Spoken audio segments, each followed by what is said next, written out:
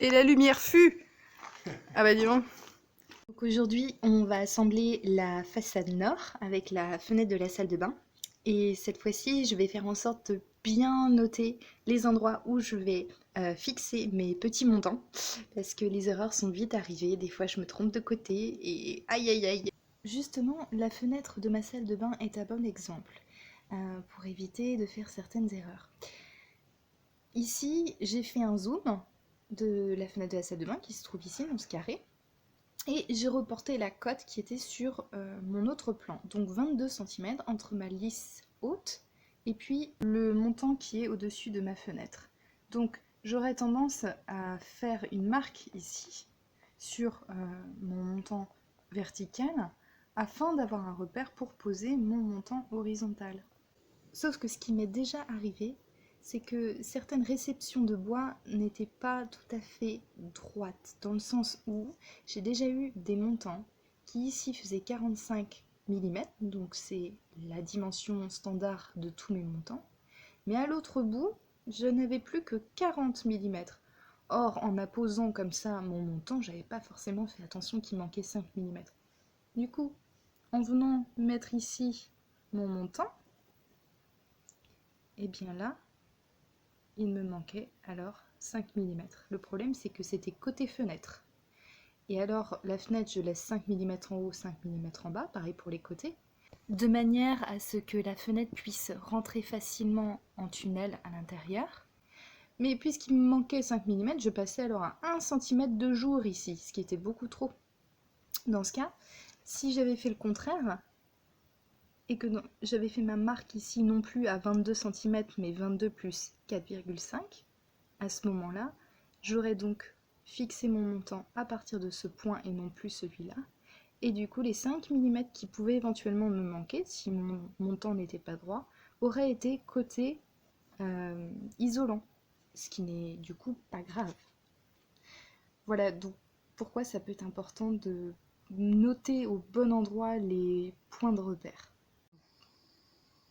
Voilà, donc comme ça, là c'est tracé. Hop.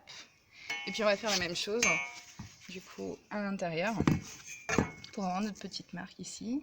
Je reste quand même sceptique sur la qualité de l'équerrage, toujours en faisant comme ça. Je pense que le mieux, ça va être de procéder en mettant quand même nos montants à terre, non pas sur la tranche, mais sur la face. Ça, c'est la tranche, ça, c'est la face.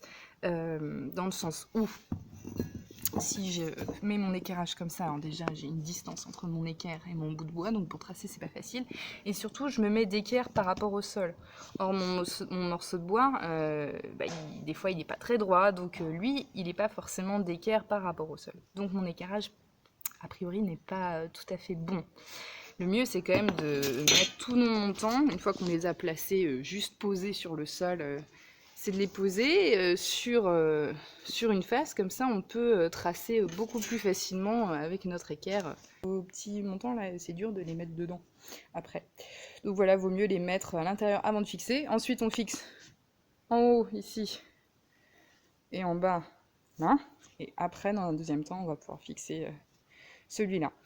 Attention, comme dans un mur similaire où on a des montants, alors ça c'était le mur sud, quand on a des montants qui sont proches comme ça, c'est difficile de voir, mais là on a une fenêtre, voilà, là on a une autre fenêtre, ok, on voit qu'on a des montants qui sont quand même très proches les uns des autres, voilà. Donc pareil, il faut bien penser à quel montant on fixe en premier, parce que pour fixer les petits là des fenêtres, on venir là, bah là t'es bien emmerdé avec ta perceuse visseuse parce que tu peux plus la passer. T'as plus de place. Donc voilà, il faut monter une première fenêtre avant, voilà, pour que tu puisses avoir de la place. Donc ce montant-là, il dégage dans un premier temps. Il faut fixer en dehors de notre mur, à côté, là, sur notre table d'épure, on va fixer ça, qui ensuite on va ramener dans le mur pour pouvoir le fixer en haut et en bas. Bref, vous comprenez la gymnastique, il faut penser à tout.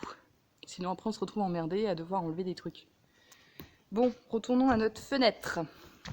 Dans la séquence, je dis ce qu'il faut faire, mais je ne le fais pas moi-même. Alors, donc là j'ai l'espace pour ma fenêtre, on va venir fixer ça après. Et j'ai normalement un petit montant qui va venir quelque part par là. Voilà. Voilà, Donc Madame Fenêtre sera là.